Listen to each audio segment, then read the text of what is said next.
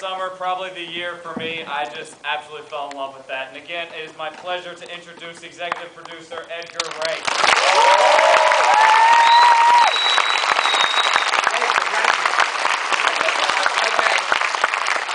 I've already introduced myself. Did you enjoy the movie? Yeah. Would you like to meet the lead actor who not only is his first time having a Hollywood opening, his first ever film, his first ever time on screen, and not only that, he's dressed so much better than me. So let's welcome 19-year-old John Boyega.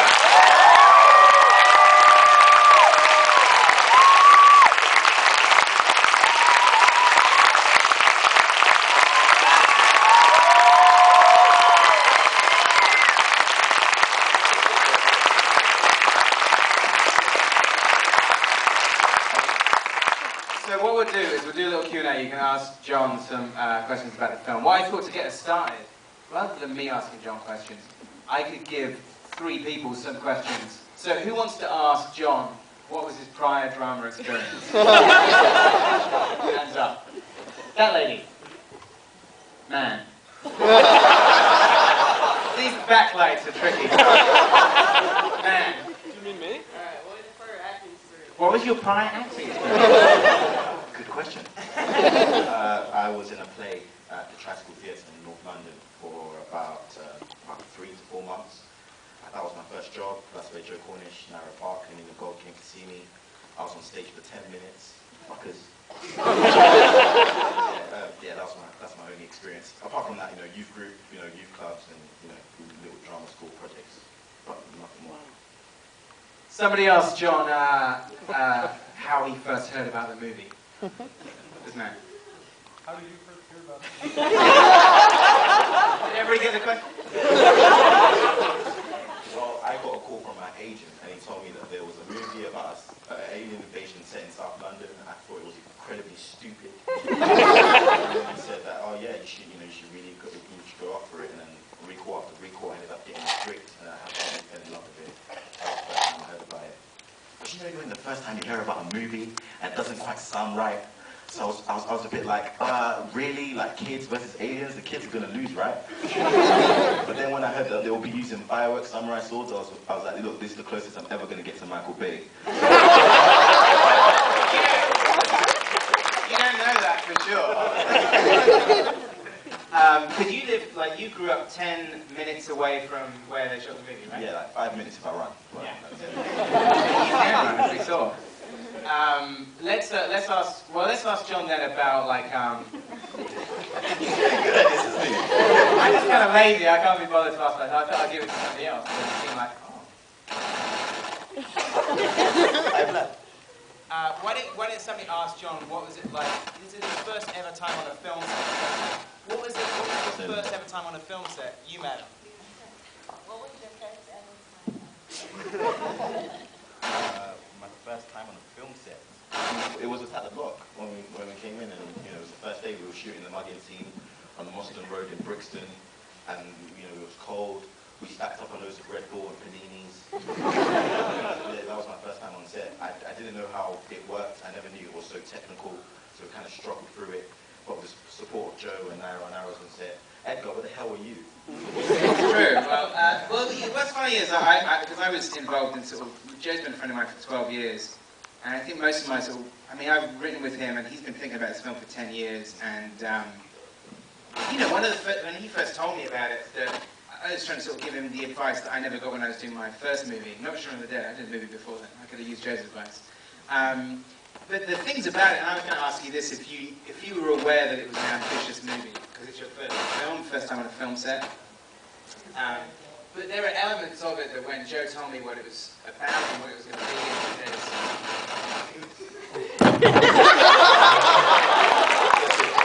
I'll just project. It's okay, I'll project. You can hear me, right? Yeah.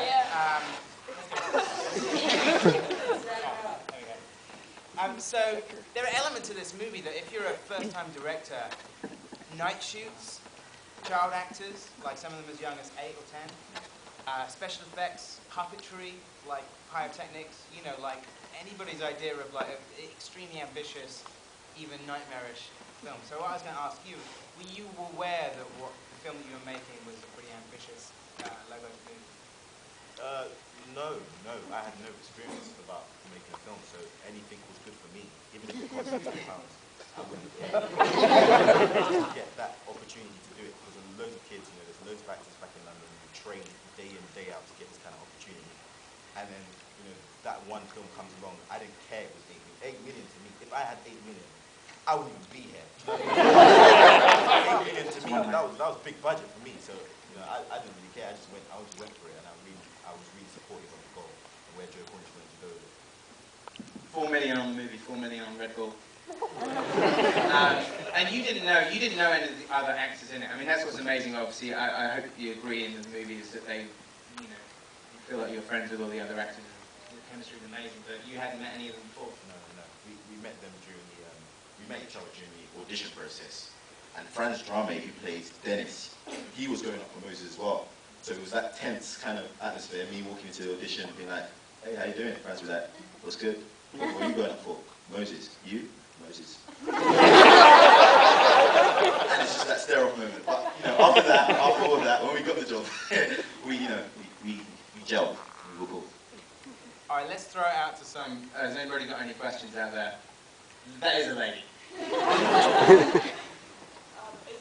Was all the dialogue actually written, or was some of it kind of free flow as you went? Well, there's two parts to this. Before John came on board, what Joe did when he was writing the script, which was a genius move, is that he had the plot, and then he went around schools and youth groups and kind of explained the situations to, kids very much like the ones you see in the film. And there's a lot of lines of dialogue that came out of that, like the girl saying about, I don't want to catch chlamydia. Too much madness for one text came from, real kids kind of saying that to him. That's kind of amazing. But I'll pass it up to John about when you got involved in the script. Well, when we got involved, it was pretty much there. Like, we just needed to tweak a couple of words, because with slang in London, blood may mean something one day, and the other day it means something else. Like, allow it, you may think allow it means to allow it means to not allow it. You know what I mean? That's what it means. And, it changes every day. So we have to be like, Joe, it's July 25th.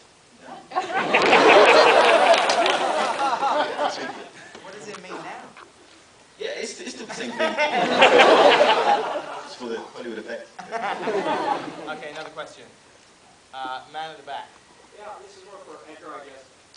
You have a tendency to get into films that sort of take American audiences kind of by surprise. And you tend to blow away the huge blockbuster films. What are the ingredients that you look for in a script, in a screenplay, that they should latch onto it and produces these surprisingly wonderful films that undercut the big ones? Well, I guess the irony is that both me and Joe, I mean, if there's a comparison between Shaun of the Dead and Attack the Block, is that both of us are kind of inspired by American films. And in a way, both me and Joe kind of around the same age, and we grew up through a drought of genre movies in the 80s and 90s. There's a lot of kind of a good tradition of horror films and some sci-fi in the 50s and 60s and 70s, and then it kind of died out in the 80s and 90s big time. So both myself doing Shaun of the Dead and Joe doing Attack the Block was kind of not as a response. It's not kind of like a sort of a jab at American blockbusters. It's kind of us trying to do those movies on our own turf. And the funny thing about this is that, Shaun of the Dead is a very North London film, and this is very definitively a South London film. So eventually, Shaun and Attack the Block would make a good double bill of the two sort of different zip codes. So it's not really designed as any kind of satirical swipe. I think it's just that I think we get kind of envious. 80% of the movies, 90% of the movies shown in British cinemas are American, and and you don't often get to do a lot of genre films in the UK. So that's, I guess, where it comes from. And I think both of us have that kind of fantasy of it happening on our doorstep, like that. The street, Mostyn Park Road, where was your first day of filming. Joe lives 30 seconds around the corner. So that's kind of it's right on his doorstep, and Shaun of the Dead is where I used to live in North London, or still live in North London. So I think it comes from that really, but it's partly sort of, it's partly envy, I think. So yeah. I have a question. Wow, he just went for it. This man does not want to be picked. Okay, question. So the movie reviewed really well in London, right? But it's so much better here. Did you guys expect that? And if you did, how do we get people like sitting here who love it to go see about it? How do you? I should give full disclosure. This is Clint Colbecker who bought the movie.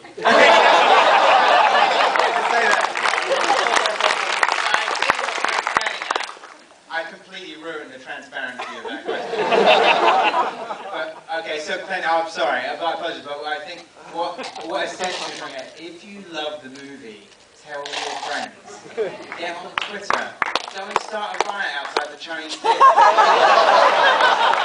Set fire to a cop car. Don't do that. Don't say I said to it. Don't do that. It reviewed better in the United States than it did in I think it was pretty sort of, I guess kind of British critics are tougher on British filmmakers. That's definitely true.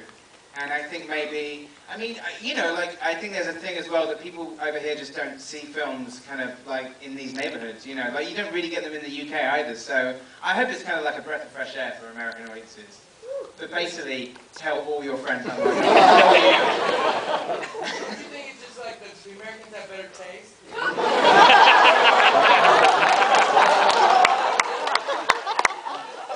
I think it's true the Americans have better taste.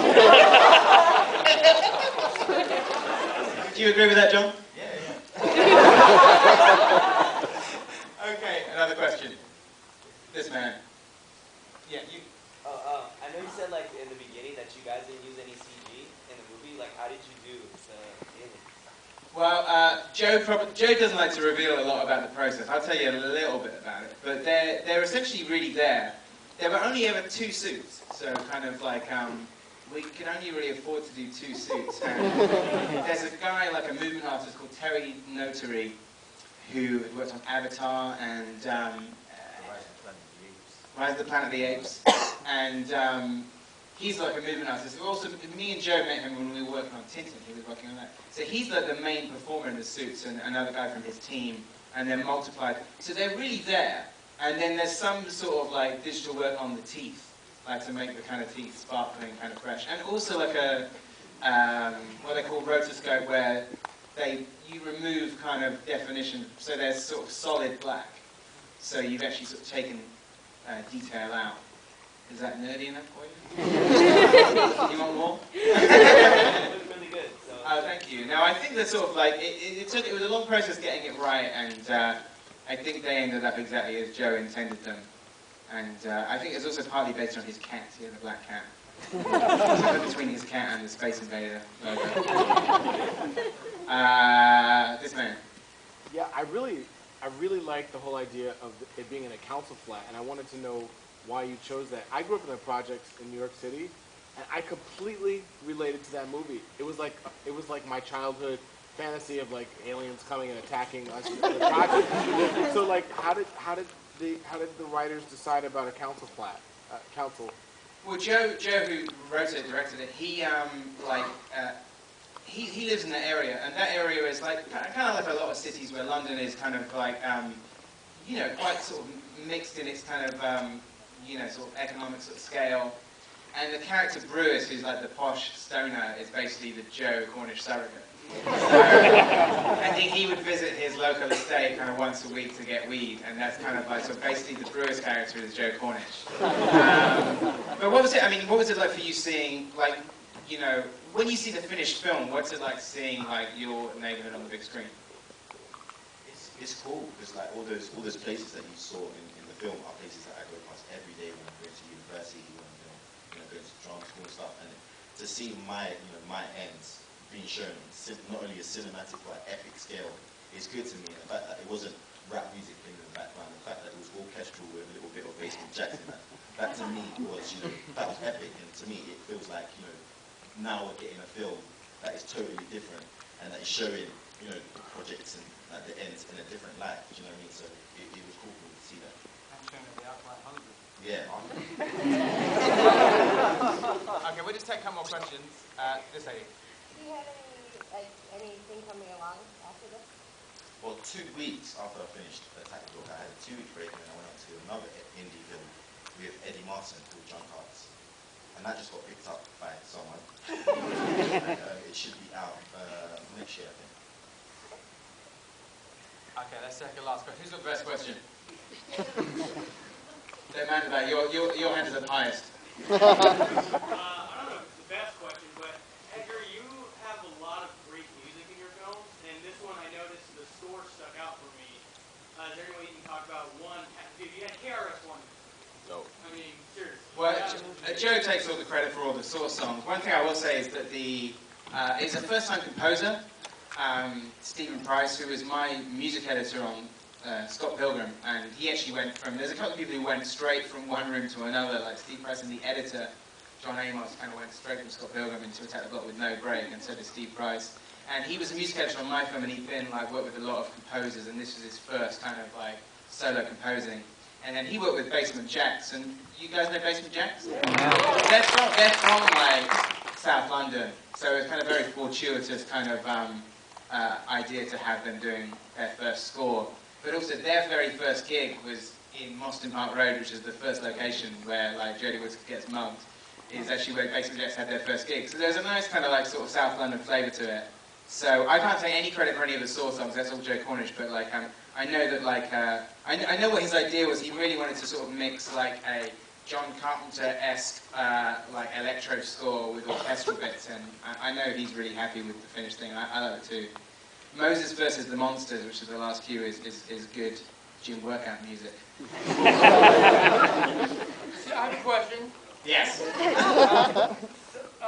I've heard that it'd be really good if you came tomorrow night, and I heard that you were thinking about it, the two of you, to make an appearance because people would enjoy it. You guys think that would be good?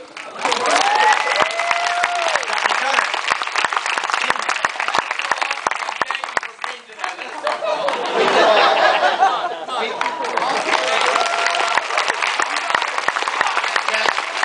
guess we'll just have to see this person 3D another night. Listen, thank you all for coming. I hope you enjoyed the movie. If you did, please tell your friends. Like, cool little movies like this, like they live and die on your word of mouth. Don't set fire to a cop car tonight. That was a joke. But please tell your friends, and thanks for coming. We love you all.